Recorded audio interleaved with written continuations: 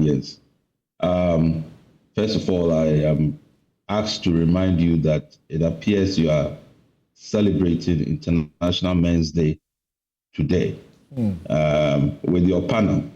So you have to find a way to celebrate an International Women's Day before the election so that you can cancel. I've noted that. My producers have noted that. We have taken a lot of bashing on social media for an all-male panel when the men involved are almost a dozen men and there's not a single woman.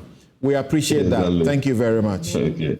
All right. So, as Sam said, I think let me start my contribution by saying that we have come a long way since the biometric voter registration. I would even say since last year.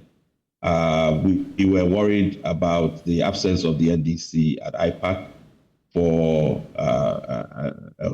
right after 2020 elections. And the MPC and many stakeholders worked very hard to get the NDC back at IPAC. And I think Dr. Bosman himself can confirm that with the return of the NDC, a number of consensus building decisions also were taken very quickly, helped us to get into the biometric voter registration process.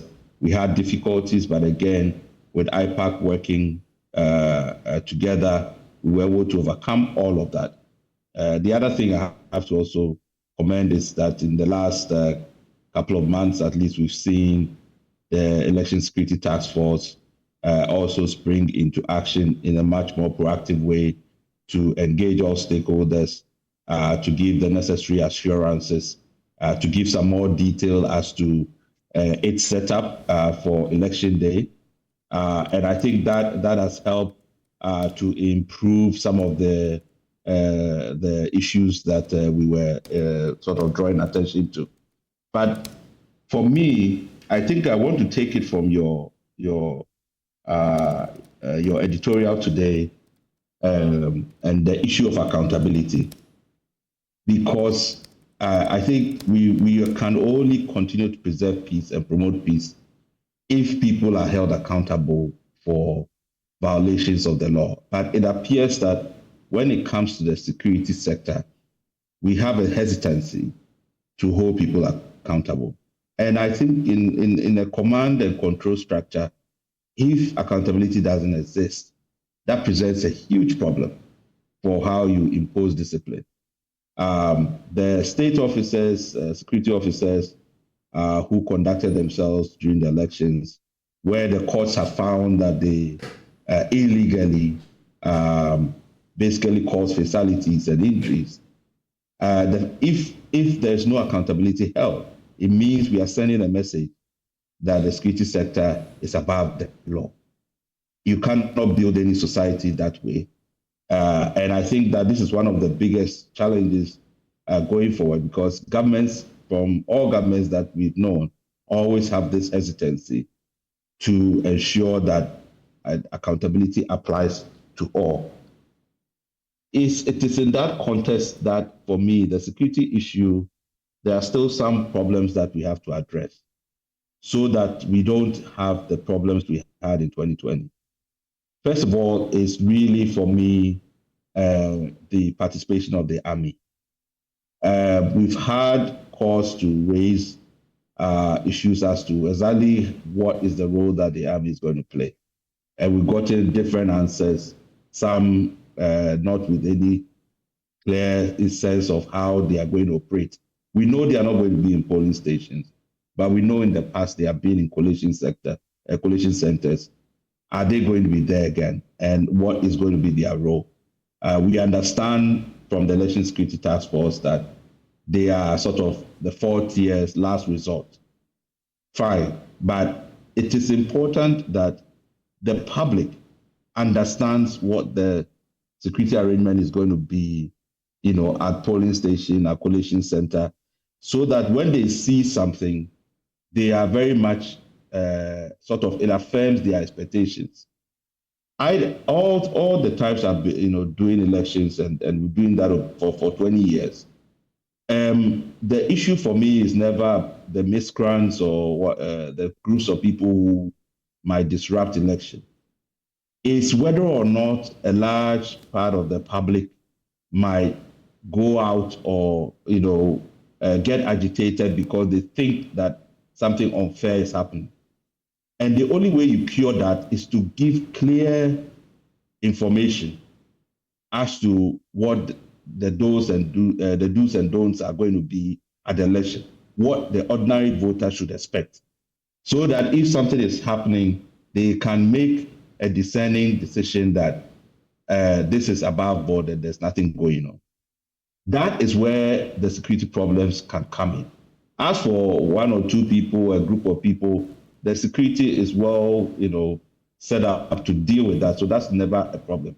So we've always insisted that the issue really is about clear information around security.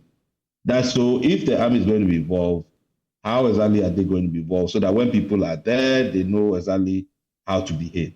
The second issue with the army is that we know the Army standard operating procedure is one of coming to neutralize. And that's a basically shoot and kill, order. We've had fatalities like that in 2020.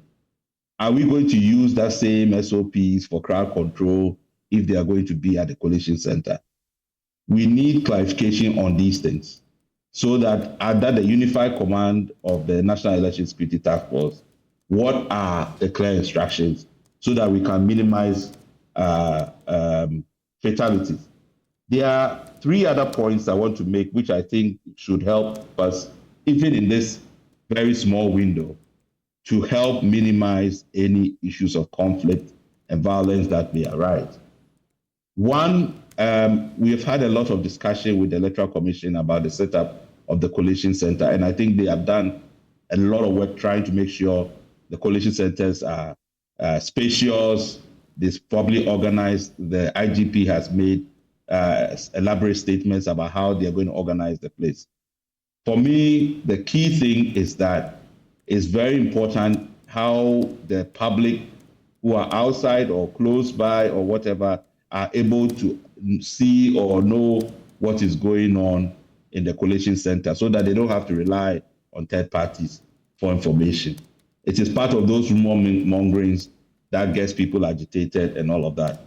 And it's part of the setup. How that setup is done, I think will be very, very helpful. And the more understanding and clarity we get on that, that's fine. Two other points. Correction of errors on the result sheet. This is something we have worked on as part of the election reform and monitoring group. And we've had extensive discussion with the Electoral Commission. The Electoral Commission has now clarified very clearly that at the polling station, if there are any mistakes, there will be a counsel using a blue pen and signing against it. If it is happening at the collation center, it will be a red pen signing against it. At the regional, it will be a red pen. What we have said is that is all fine, and at least now we have a standard. We need to publicize that standard for all party agents, for all observers, for all media to understand that this is the way to correct a mistake on the result sheet, so that is standardized across all constituencies, a regional collation, a national collation, whatever. From where you sit at the CDD, sorry for cutting, from where you sit at the CDD, is the EC ready? Is the election security ready? Yeah, so let me finish this point. Let me finish the point I'm making, Samson, and I'll answer that question.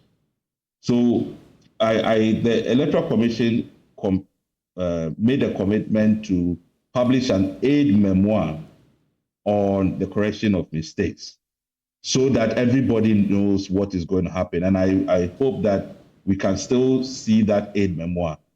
The last thing is on the petition of parliamentary elections. We know that the rules of court is not going to be able to publish new guidelines. But what we are hoping is that between now and even the election is just a few days, we can at least get some practice gyrations to try and minimize the long, 2 years and so on petitions that goes on, so that we can have a reduced time. So for me, I think these things are very, very important. Now, your question about what did you mean? I would say, sorry, you said the long 2 years petition. What do you mean? I mean the parliamentary petitions that happened. But you have made submissions to the Chief Justice, and the Chief Justice has been positive that new rules are coming that will look like the presidential election rules as well. Now, by the presidential election rules, 42 days, an election petition is over. So we expect that parliamentary elections will be done within less, right? Yeah, the only problem is that there's few days into the election, and I don't think the rules of court, can succeed in providing new rules. But at least practice direction is still within. Well, the rules of court committee, they are not affected by the election, so they can do their work. All right. Let's hope so. Okay, let's thank you. So that the point about whether they are ready. I would say, giving all the in terms of moving logistics, the regions and so on, I think, by basically from all I hear, by the weekend, most of those logistics should be there. Okay. So apart from that, that means that really all the other issues that, there's no anticipated problems that we, but elections, there are always issues that come up. Question is how quickly you are able to resolve them so that you can. So in a minute to that question, from where you sit as a CDD, an important, CEO like that, CSO like that, is the EC ready? Is the election task force ready? I would say 90%. The task force, I would say 80%, because as I said, the issue about the role of the army for me is there's still some clarity there that we need to understand. All right. Thank you very much.